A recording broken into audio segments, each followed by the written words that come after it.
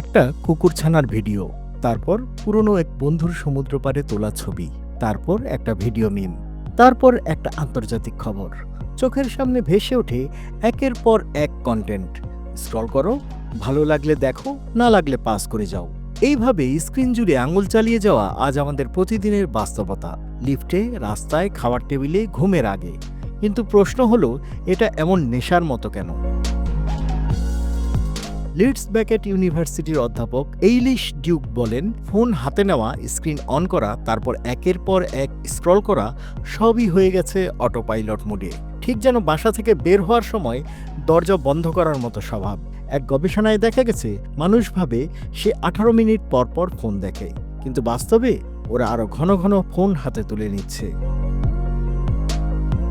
এর পেছনে কাজ করছে আমাদের মস্তিষ্কের রিওয়ার্ড সিস্টেম, যেটা আমাদের আনন্দ দেয় এমন কিছু পেলে আবার সেটা পেতে চায়। ঠিক যেমন হয় চকলেট, সেক্স কিংবা জুয়ার ক্ষেত্রে। সামাজিক মাধ্যমও ঠিক সেই আনন্দ দেয়, একটা লাইক, একটা নতুন ভিডিও বা একটা বার্তা।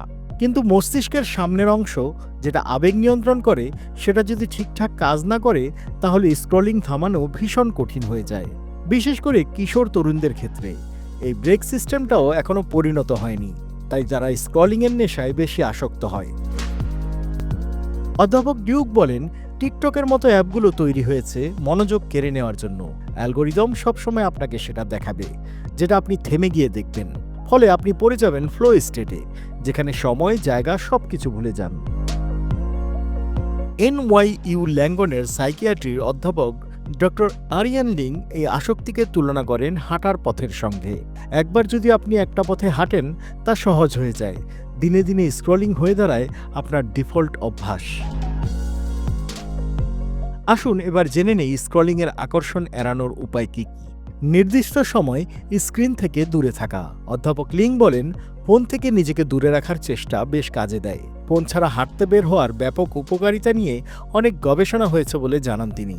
অধ্যাপক ডিউকের মতে, ফোনটা সরিয়ে রেখে একটা বিরতি নিতে পারলে দারুণ হয়। সেই সময়টা হাঁটতে কিংবা জিমে যেতে পারেন। বাস্তব দুনিয়ায় মিথস্ক্রিয়া বাড়ানো।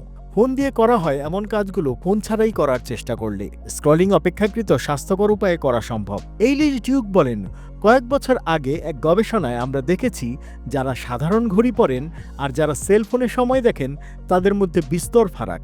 অনিচ্ছায় হলেও যারা সেলফোনে সময় দেখেন, তারা স্ক্রলিংয়ে আটকে পড়েন। যেমন কিছু একটা পড়ার সময় অনলাইনে না থেকে যদি পড়ে যায়, সেটা অসাধারণ ব্যাপার। গতিপথ পরিবর্তন করা। কোনো অ্যাপে ঢোকা বা সেটা ব্যবহারের সময় আমরা কি ভাবি কেন এটা করছি? এসব ক্ষেত্রে আরও সচেতন হতে পারলে মনকে নিয়ন্ত্রণ করা সম্ভব। অধ্যাপক লিং বলেন, ফোন হাতে নেওয়ার তাড়না অনেকটা ক্ষুধার মতো।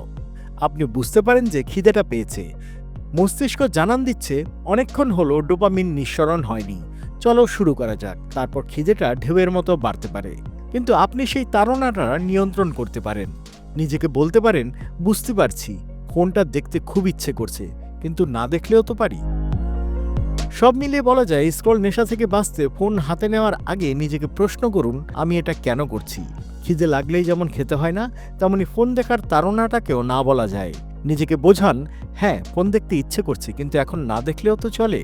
ফোন আমাদের জীবনের অংশ, কিন্তু তা যেন নিয়ন্ত্রণকারী না হয়, বরং আমরা যেন হই নিয়ন্ত্রণকারী। আজ একটু সচেতন হলে আগামীকাল হয়তো সময়টা আপনারই থাকবে। আবার দেখা হবে স্ক্রিন নয়, বাস্তবতায়। মস্তিষ্কের স্বাধীনতা আপনার হাতে, আর সেই স্বাধীনতা থেকে ভালোবাসতে পারেন বাংলা ফ্লো পরিবারকেও। একটা লাইক দিয়ে সংযুক্ত হয়ে যেতে পারেন বাংলা ফ্লো ফেসবুক পেজে। সাবস্ক্রাইব করে যুক্ত হতে পারেন ইউটিউবেও। টিকটক ও ইনস্টাগ্রামেও যুক্ত হতে পারেন বাংলা ফ্লো পরিবারের একজন হিসেবে।